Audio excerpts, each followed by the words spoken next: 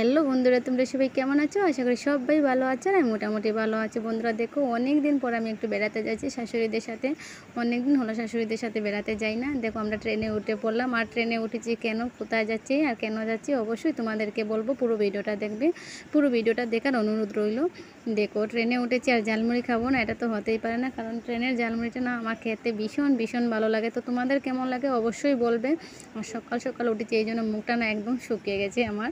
তো দেখো, আমার মেয়েও কিন্তু আমার সাথে নেই। আজ মেয়ে আমার সাথে আসেনি, মেয়ে অনেক আগেই চলে গেছে। তো দেখো, যেখানে যাব সেখানে এসে মোটামুটি একটা পৌঁছেই গেছি। কি পরিমাণ ভিড় দেখতেই পাচ্ছি। এই ওভারব্রিজটা না পাড়ি দিতেই পারছি না, অনেক কষ্ট করে পাড়ি দিলাম, কি বলবো তোমাদের।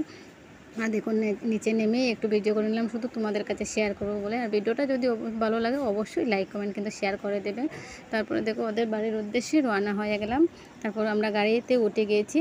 অ্যাকচুয়ালি যাচ্ছি আগরতলা সাবরুমে। একদম বুঝতেই পারছো, আগরতলার শেষ মাথাতে গিয়েছিলাম। অ্যাকচুয়ালি আমার ননদের ছেলের অন্নপ্রাশন ছিল, তাই আমরা ওখানে গেছি। দেখো, জার্নি করে না মুখটা একদম শুকিয়ে গেছে, অনেক অবস্থা খারাপ হয়ে গেছে। আর এই প্রথমবার কিন্তু আমি ট্রেনের সামনে ভিডিও করলাম। তো ভিডিওটা কেমন লাগছে অবশ্যই বলবে। তো দেখো, ফাইনালি ওদের বাড়িতে এসে পৌঁছে গেলাম।